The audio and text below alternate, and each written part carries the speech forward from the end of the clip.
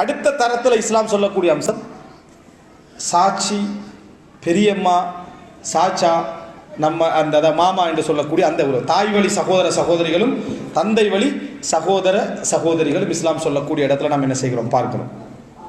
இப்போ இந்த இடத்துல தாய் வழி சகோதர சகோதரிகள், தந்தை வழி சகோதர சகோதரிகள் இஸ்லாம் ஒரு மிகப்பெரிய கவனம் என்ன செஞ்சிருக்கு, எடுத்திருக்கிறது.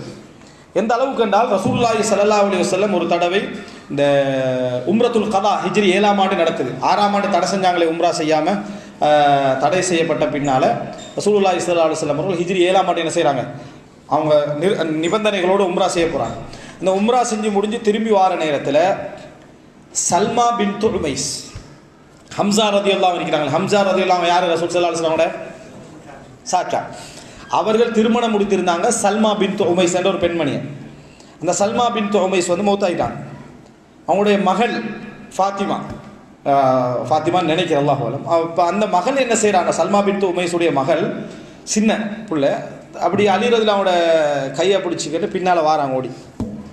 யா அம்மன், அவங்க வந்து பெரிய தந்தை அல்ல, பெரிய தந்தையுடைய மகன் என்ற அபு தாலிபுடைய மகன், இவங்க ஹம்சா ரலியல்லாஹு மகன். அப்போ பெரிய தந்தையுடைய மகன் என்றாலும் அவங்க யா அம்மன்னுட்டு வாராங்க. அப்போ அலிரதில் அவங்க ஃபாத்திமாட்ட கொடுத்து இப்னத்துக், உங்களுடைய இப்னத் அம்மிக், உங்களுடைய பெரிய தந்தையுடைய மகள் என்று சொல்லி, ஏன்னா ரசூல் ஸல்லல்லாஹு அலைஹி தந்தை அப்துல்லாஹ் சகோதரர் தானே என்று சொல்லி ஃபாத்திமா ரதியல்லாஹு அவங்கள்ட்ட என்ன செய்கிறாங்க, கொடுக்குறாங்க.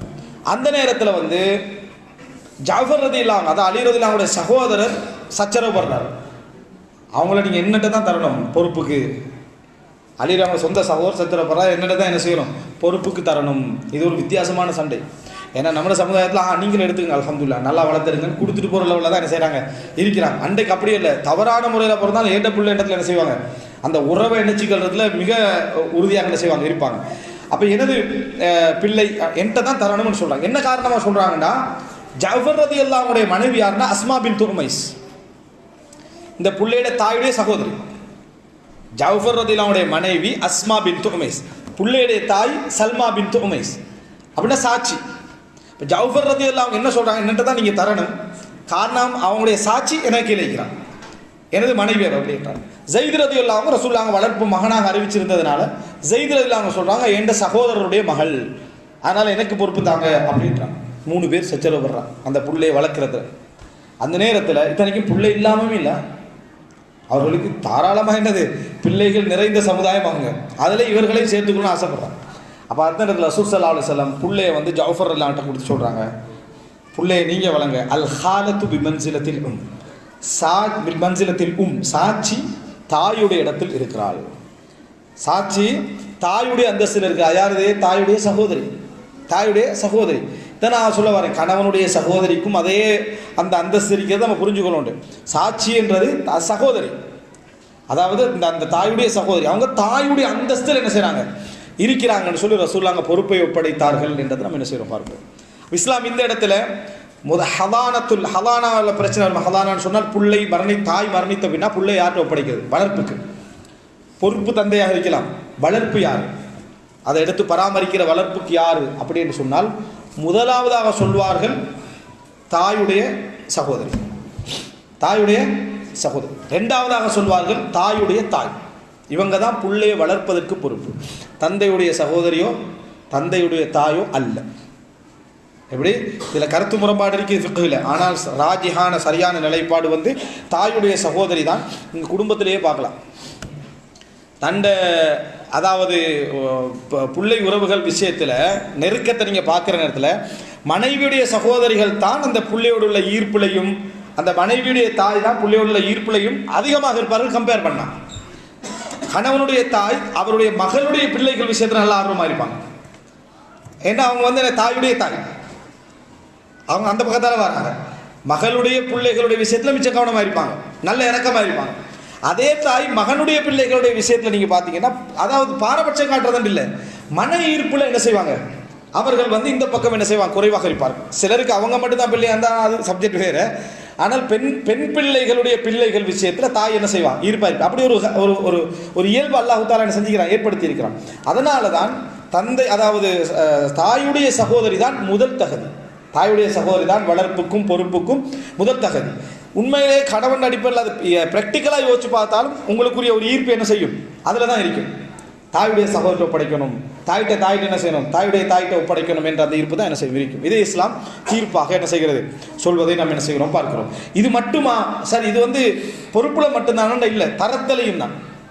ரசூல் ஸல்லல்லாஹு அலைஹி வஸல்லம் அபூதாவூதில் திருமிதியில் வரக்கூடிய செய்தி, ஒருவர் கேட்குற அல்லாஹ்வின் தூதரே, நிறைய பாவங்கள் செஞ்சுட்டு என் பாவங்களை மன்னிக்கிறதுக்கு என்ன வழி அப்படின்னு. பாவம் மன்னிக்கிறதுக்கு என்ன வழி? தௌபா தான். ஆனால் தௌபாவுக்கு அடுத்ததாக அதை அழிக்கிறதுக்கான வழிகள் ஒரு மூமின் ட்ரை பண்ணணும். அப்போ ரசூலுல்லாஹ் கேட்குறா, வஹல்லக உங்களுக்கு தாய் இருக்கிறாங்களான்னு கேட்குறாங்க. இல்லை தாய் இல்லை அப்படிங்கிறான். வஹல்லக ஹாலா சாட்சிக்கிறாங்களான்னு கேட்குறான் ரசூலுல்லாஹ். ஆமன்றான். ஃபபிர்ரஹா அவர்களுக்கு நன்மை செய்து வாருங்கள், சாட்சிக்கு நன்மை செய்து வாருங்கள், உபகாரம் செய்து வாருங்கள், உங்களோட பாவம் மன்னிக்கப்படலாம். அப்போ எந்த இடத்துல இஸ்லாம் சொல்லுது? தாய் இல்லை அப்படி நன்மை செய்யணும்னு நினைக்கிறார், சாட்சியோடு என்ன செய், நல்ல முறையில் நடந்து வா, உறவு பாராட்டி வா. சாட்சியை கணக்கு எடுக்காமல் பார்க்காத எத்தனை பேர் இருக்கிறாங்க. திடீர்னு கண்டா இதுதான் சாட்சி என்ற உடல் என்னது பார்க்குறோம். குறிப்பாக இந்த வெளிநாட்டில் உள்ளவங்களுக்கு எல்லாருக்கும் அந்த பிரச்சனை இருக்குது. அவங்களோட உள்ளத்தில் என்ன தாயை பார்க்குறதே பெரிய லெவலில் இங்கே இருந்துருக்கிறோம். இதில் போய் சாட்சியை பெரியம்மா எல்லாம் பார்க்குறது எப்படி இருக்கும்? 2 வருஷத்துக்கு ஒருக்க போனால் என்ன பெருநாள் வர மாதிரி பார்த்துட்டு வர இவர் ஒரு பெருநாள் அந்த மாதிரி ஒரு ஹெப்பியாக காட்டு. ஆனால் உண்மையை சொல்லுனால், அதாவது உறவுகளை சேர்ந்து நடத்துறது பொருளாதாரத்தால் மட்டுமல்ல, ஒரு ஒன்ஸ் அ வீக் கால் பண்ணி விசாரிக்கிறது, எப்படி இருக்கிறீங்க, நல்லா இருக்கிறீங்களா, சுகமாக இருக்கிறீங்களா, உங்களோட உடல் குணங்கள் எப்படி, இது ஒரு உறவை சேர்ந்து நடத்தல். கொடுப்பது மட்டுமல்ல, ஆறுதலாக இருப்பதும் உறவுகளை சேர்ந்து நடத்தல். ஒரு பழக்கத்தை நம்ம வச்சுக்கணும். அது யாரெல்லாம் இப்படி உறவுகள் உண்டு, உறவுகள் என்று சொல்லப்படுற பட்டியலில் நீங்கள் ஒரு இதை எடுத்து வச்சு இவர்களுக்கெல்லாம் இந்த டைமில் நான் என்ன செய்வேன், குடும்ப உறவுகளுக்கு ஃபோன் பண்ணுறதுக்கே ஒரு பகுதி. இதில் கொஞ்சம் பேருக்கு பயம், ஃபோன் பண்ணால் முடிஞ்சுது, எல்லாம் நம்ம தலையெல்லாம் விடியும் அப்படி என்று சொல்லி அப்படி நினைக்கிற பாட்டியும் இருக்கு. மனைவி மூலமே எல்லாத்தையும் மெயின்டைன் பண்ணி விடுறது. ஏன்னா அவங்க அந்த விஷயத்தில் கரெக்டாக இருப்பாங்கன்றதுனால அவங்கள வச்சு எல்லாத்தையும் என்ன செய்யறது, மெயின்டைன் பண்ணுறது. அப்படி இல்லை, நீங்கள் பேசணும், நல்ல முறையில் புரிந்து கொள்ளுங்கள். உங்களிடத்தில் எதை அல்லாஹ் அதிகமாக தந்திருக்கிறானோ அதில் நீங்கள் சோதனைக்கு உட்படுத்தப்படுவீர்கள். மார்க் அறிவு எனக்கு தந்திக்கிறான்னு சொன்னால் மக்கள்கிட்ட டிஸ்டர்பன்ஸ் இருந்துகிட்டே இருக்கும். கேள்வியில் அதில் இல்லை, என்ன எப்போ பார்த்தாலும் டிஸ்டர்ப் பண்ணுறாங்க, நீ எனக்கு மார்க் அறிஞராங்க, பிரச்சனை இல்லை, போக வேண்டியதான்னு கேட்கலாம். அதே போல தான் வசதியான ஒருத்தன் இருந்தான்னு சொன்னால் அவருக்கு ஒரு பிரச்சனை இருந்துட்டு என்ன ஏதாவது உதவி செய்யுங்க, ஏதாவது ஹெல்ப் பண்ணுங்க, எப்போ பார்த்தாலும் கேட்டுவார் நினைக்காங்க. அல்லாஹ் உங்களுக்கு தந்திக்கிறான், அதுக்கு தான். உங்களோட நீங்கள் எவ்வளோ பெரிய வசதி படைத்தவராக இருந்தால் பிள்ளை காலையில் ஒரு 100 கொடுத்து அனுப்புவீங்களா, 100 ஓமான் ரியால் கொடுத்து அனுப்புவீங்களா ஸ்கூலுக்கு? உங்களுக்கே தெரியுது எனக்கு எவ்வளோ பணம் இருந்தாலும் என் பிள்ளைக்கு நான் அவ்வளோ கொடுக்க மாட்டேன்னு. அல்லாஹ் உங்களுக்கு அதிகமாக தந்திக்கிறான். உங்களோட குழந்தைக்கே நீங்கள் கொடுக்கல, கிடைச்ச பணத்தில் அதிகமாக கொடுப்ப மாட்டோம். உங்களோட தேவைக்கு மீறி அல்லாஹ் ஏன் தந்திக்கிறான்? 4 பேர் கேட்பான், நீ கொடுக்குறான்னு பார்க்கத்தான். நீங்கள் இல்லைன்னா 4 பேர் இன்னொரு வழியில் அல்லாஹ் என்ன செய்வான், அதை கொடுத்துக்கிட்டே போகிறேன். என்னை தகுதியாக்கி விட்டான்னு நினைங்க. அந்த டிஸ்டர்பன்ஸை பொறுங்க. ரசூல் ஸல்லல்லாஹு அலைஹி வஸல்லம் மதீனாவுக்கு வராங்க. அபூபல் அன்சாரி மேலுக்கிறீங்கன்றான், மேல் வீட்டில் இருக்கீங்கன்றாங்க. ரசூலுல்லாஹ் சொல்கிறான், நான் கீழே இருக்கிறேன், ஏன்னா மக்கள் நிறைய வருவாங்கன்றான். இப்படி ஒரு வசனம், மக்கள் என்னை சந்திக்க நிறைய வருவாங்க, அதனால் நான் கீழே இருந்து கொள்கிறேன். மக்கள் நிறைய சந்திக்க வருவாங்க, அதனால் என்னை எங்கேயோ ஒரு மூலையில் கொண்டு போட்டிருக்கேன், நம்ம சந்திக்கவே கூடாது அப்படின்னு நினைக்கல. எனவே எப்பொழுதும் நம்ம என்ன, அந்த டிஸ்டர்பன்ஸ் என்பது மனிதனுக்கு அதிகமாக இருக்கும், அதில் சந்தேகம் இல்லை. அதை சபர் செய்யணும். சில பொழுதுல அவங்க புரியாதவங்களாக கூட இருக்கலாம். ரசூலுல்லாஹ் அப்படி சில நேரத்தில் அசௌகரியப்பட்டிருக்கிறாங்க. ஆனால் அதில் பொறுக்கிறது என்னது கடமை அப்படின்னு நினைக்கும். அதே மாதிரி குடும்பத்தோடு சேர்ந்து நடக்கும் இந்த டிஸ்டர்பன்ஸ் உங்களுக்கு வரலாம். ஆனால் சில பொழுது அந்த மாதிரி வர டிஸ்டர்பன்ஸில் ஒன்று தான் உங்களோட சொர்க்கத்துக்கு காரணமாக இருக்குது. அது நமக்கு தெரியாது. அதில் ஒன்று தான் உங்கள் சொர்க்கத்துக்குரிய பாதையை திறப்பதாக இருக்கும். ரசூலுல்லாஹ் சொல்கிறாங்க, இன்ன ரஜுல் அல்லா யகூனு லஹு இன்தல்லாஹி மன்சிலா, ஒரு மனிதருக்கு அல்லாஹ் ஒரு தரத்தை வச்சிருப்பான். அவன் செய்கின்ற அமல் அங்கே போய் சேர்க்காது. அவன் செஞ்சுட்டு இருக்கிற அமல் அந்த தரத்தை சொர்க்கத்தில் அவனுக்கு கொடுக்காது. ஃபலா யஸாலுல்லாஹு யப்தலிஹி பிமா யக்ரா ஹத்தா யுபல்லிகஹு இய்யாஹா, அல்லாஹ் அவன் வெறுக்கக்கூடியவைகளை கொண்டு சோதித்து கொண்டே இருப்பான். அந்த பொறுமையின் மூலம் அந்த இடத்துக்கு கொண்டு போய் சேர்ப்பதற்காக வெச்ச அந்தஸ்தை இவனுக்கு கொடுக்கணும். இவன் செய்கிறான் இல்லை, அதனால சோதனை கொடுத்து அதில் பொறுக்கிறதுனால கொண்டு போய் சேர்த்துருவான். அப்போ சுப்ஹானல்லாஹ், இதை நம்ம என்ன செய்யணும், அந்த உறவுகளை சேர்ந்து நடக்கிற விஷயத்தில், அதாவது சாட்சியாக இருக்கலாம், அதே போல என்ன தந்தை வழி சகோதரியாக இருக்கலாம், சேர்க்கணும். நம்ம அன்றைக்கு அஜ்னபி மஹ்ரம் படிக்கிற நேரத்தில் ஒரு ஹதீஸ் பார்த்தோம். என்ன, ஒரு பெண்ணை திருமணம் முடித்திருக்கிற நேரத்தில் ஒரு சாட்சியையோ உங்களுடைய அதாவது மாமியையோ என்ன செய்யக்கூடாது, திருமணம் முடிக்கக்கூடாது. இதுவும் எதன் காரணமாக, அவர்கள் 2 பேரும் இருக்கக்கூடிய அந்த அதாவது உறவு என்ன செய்யும், பாதிக்கும். அதனால் அவங்க பாவிகளாக மாற என்ன செய்ய வாய்ப்பு இருக்கிறது. எனவே அவர்கள் 2 பேர் விஷயத்தில் நம்ம என்ன செய்யணும், கவனமாக நடக்க வேண்டும் என்று சொல்லி என்ன இஸ்லாம் என்ன செய்யுது, அந்த இடத்துல சொல்வதை நம்ம பார்க்கிறோம். அப்போ இந்த இடம் மிக முக்கியமாக இஸ்லாம் இவர்களோடு எப்படி நடந்து கொள்ள வேண்டும் என்று சொல்லக்கூடிய இடத்துல ஒன்று. இவர்களை நம்ம சேர்ந்து நடத்தல் மிக முக்கியமானது. அடுத்ததாக இப்போ இதில் நீங்கள் பார்க்கலாம், பாட்டன் பாட்டி. எப்பயும் எல்லாருக்கும் 2 பாட்டி 2 பாட்டன் இருப்பாங்க.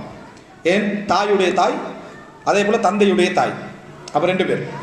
அதே போல தந்தையுடைய தந்தை, தாயுடைய தந்தை, மொத்த 4 பேர். இந்த 4 பேருமே அவர்களுக்கு தாயும் தந்தையும் அந்தஸ்தில் உள்ளவர்கள். தாய் தந்தை அந்தஸ்தில் உள்ளவர்கள். எப்படி தாய் தந்தைக்காக நாங்கள் தர்மம் செய்ய முடியுமோ, பாட்டன் பாட்டிக்காகவும் என்ன செய்யலாம்? தர்மம் செய்யலாம். பாட்டன் பாட்டிக்காகவும் நாங்கள் என்ன செய்யலாம்? தர்மம் செய்யலாம். இன்னும் சொல்ல போனால், ஒரு குடும்பத்தில் பாட்டன் பாட்டிகளுடைய வகை பங்கு என்ற ஒரு தலைப்பில் அந்த சப்ஜெக்டை பேசியிருக்கிறேன். அவர்களுடைய இருப்பு இருக்கு தானே, அதுதான் குடும்பத்தை நெறிப்படுத்தும். அதுதான் குடும்ப ஹசன் ஹுசைனுடைய வளர்ப்பெல்லாம் வார்ப்பெல்லாம் யாரு? ரசூலுல்லாஹி ஸல்லல்லாஹு அலைஹி வஸல்லம். ஒரு முறை அபூபக்கர்லாம் தொழுதுட்டு வராங்க பள்ளியிலிருந்து வெளியே. ஹசன் ரலியல்லாஹு அன்ஹு விளையாடி கிடைக்கிறாங்க. அபூபக்கர் அப்படியே கையில் எடுத்தாங்க. ஷபீஹம் பின் நபி லா ஷபீஹம் பி அலி என்றாங்க. அலியை போலவே இல்லை இவருக்கு, ரசூலுல்லாஹி ஸல்லல்லாஹு அலைஹி வஸல்லம் போலவே இருக்கிறார் என்று அபூபக்கர் ரலியல்லாஹு அன்ஹு அவர்கள் சொன்னார் என்ற செய்தியை பார்க்கிறோம்.